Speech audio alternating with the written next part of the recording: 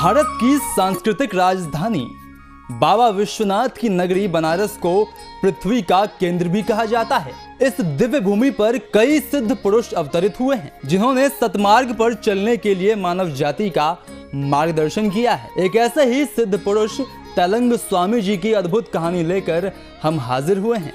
तो आइए सुनते हैं लगभग 300 वर्षों तक जीने वाले तेलंग स्वामी की अद्भुत कहानी। तेलंग स्वामी को त्रैलंग स्वामी या त्रिलंगा स्वामी भी कहा जाता है। वे योगियों के योगी योगीराज कहलाते थे।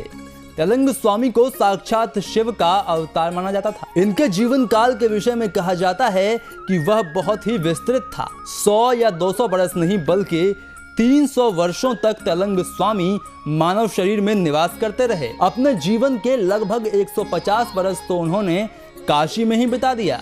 कहा जाता है कि तेलंग स्वामी आत्मज्ञानी थे। यही कारण है कि सामने बैठे व्यक्ति के मन में चल रहे प्रश्न का सहज ही उत्तर दे दिया करते थे। महान संत और स्वामी विवेकानंद के गुरु स्वामी रामकृष्ण परमहंस ने इन्हें साक्षात विश्वेश्वर कहा था। उन दिनों लोग इन्हें काशी के सजल विश्वनाथ कहते थे, यानी चलते फिरते महादेव। तेलंग स्वामी का जन्म आंध्र प्रदेश में हुआ था। तेलंग स्वामी के जन्म के विषय में 2 वर्ष अति महत्वपूर्ण हैं, 1529 और 1607 ईस्वी, तथा इन्होंने अपना देह सन 1887 में त्याग दिया था। अगर गणना की जाए तो पाएंगे कि 1607 से 1887 में देह त्याग तक इनकी आयु 280 वर्ष थी, जबकि 1529 से गणना की जाए तो पाएंगे कि स्वामी जी अपने देह त्याग के समय 358 वर्ष के हो चुके थे। जो भी हो, लेकिन इतना तो निश्चित है कि देह त्याग के समय इनकी आयु लगभग 300 वर्ष की थी। इनके माता पिता भगवान शिव के अनन्य भक्त थे। यही कारण है कि इनके बचपन में इनकी मां ने इनका नाम शिवराम रखा था। बचपन से ही स्वामी जी के स्वभाव में वैराग उत्पन्न हो गया था। अपने इसी स्वभाव के कारण स्वामी जी आजीवन ब्रह्मचारी रहे। जब शिवराम 40 वर्ष के हुए तब उनके पिता की मृत्यु हो गई। शिवराम ने सारी संपत्ति अपने भाई के नाम करके संसार से लौकिकता में जाने का निश्चय किया।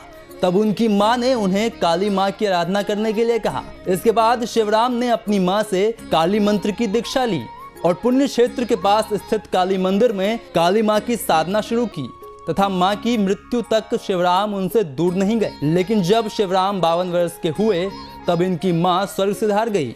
शिवराम ने अपनी मां का अंतिम संस्कार होने के पश्चात उनकी राख बचाकर रख ली और वह उनकी चिता भस्म को प्रतिदिन अपने शरीर पर लगाया करते, जिससे वे मां काली की भक्ति में और डूबते चले गए।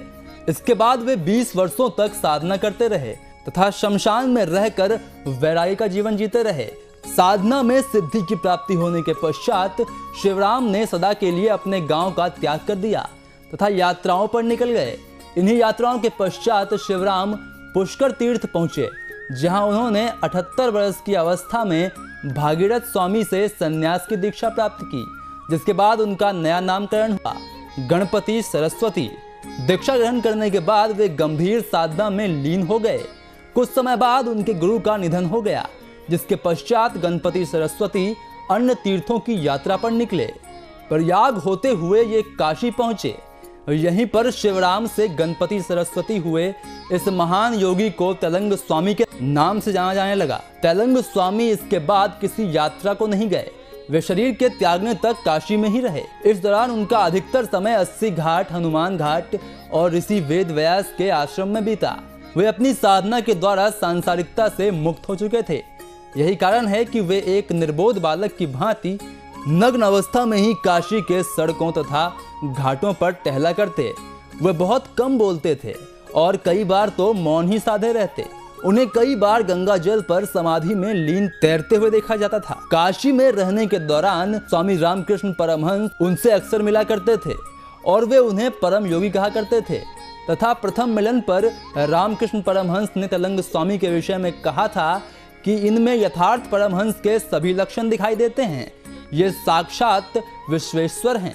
इसके अतिरिक्त स्वामी विवेकानंद भी उनसे मिलने का वर्णन करते हैं। तेलंग स्वामी कभी गंगा के जल के भीतर समाधि में दिखते तो कभी गंगा किनारे के गर्म और तपा देने वाली रेत पर निर्वस्त्र लेटे दिखते। वे इन चमत्कारों के द्वारा संदेश देते कि मानव ईश्वर चैतन्य के द्वारा ही जीवित रहता है। मृत्यु उनका स्पर्श नहीं कर सकती। विशालकाय शरीर के मालिक तेलंग स्वामी भोजन यदा कदा ही करते थे। आज भी उनके कई चमत्कार काशी के लोगों के हृदय में वास करता है और वे आज भी काशी की वायु में महसूस किए जा सकते हैं, क्योंकि काशीवासी इन्हें साक्षात शिव कहते हैं। तो मित्रों, आज की वीडियो में फिलहाल इतना ही।